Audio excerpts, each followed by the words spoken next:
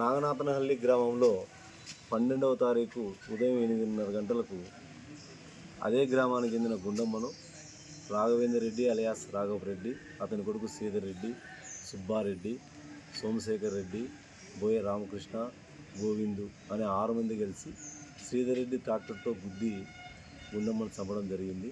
అదేవిధంగా పురుషోత్తం రెడ్డిని కూడా చంపాలన్న ఉద్దేశంతో కర్రలతో కొట్టి గాయపడటం జరిగింది. ఈ కేసు చాలా ప్రతిష్టాత్మకంగా తీసుకొని ఎస్పీ గారి ఆదేశాల మేరకు ఆయన యొక్క పర్యవేక్షణలో ఈరోజు ఉదయం 9:30 గంటలకు రాబడిన సమాచారం మేరకు సిరుగుప్ప క్రాస్ వద్ద పై తెలిపిన 6 ముద్దాయిలను అరెస్ట్ చేయడం జరిగింది. వారు నేరాన్ని మా పెద్ద మనుషుల సమక్షంలో అంగీకరించినారు.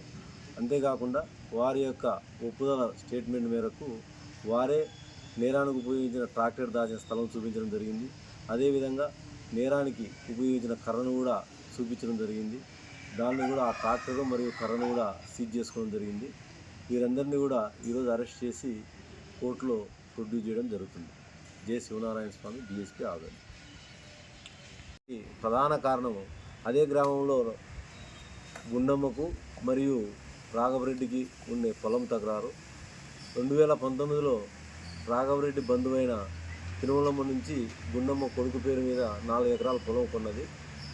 అప్పటి నుంచి ఈ తకరారు జరుగుతుంది. ఎందుకంటే రాఘవరెడ్డికి సంబంధించిన బంధువులని చెప్పేసి ఆ పొలం రాఘవరెడ్డికి వస్తుందని, లేదు మేము కొన్నామని చెప్పి గుండమ్మ వాళ్ళు పోవడం, ఈ విధంగా రకరకాల పిటిషన్లు కోర్టులో దావాలు వేసుకోవడం కూడా జరిగింది.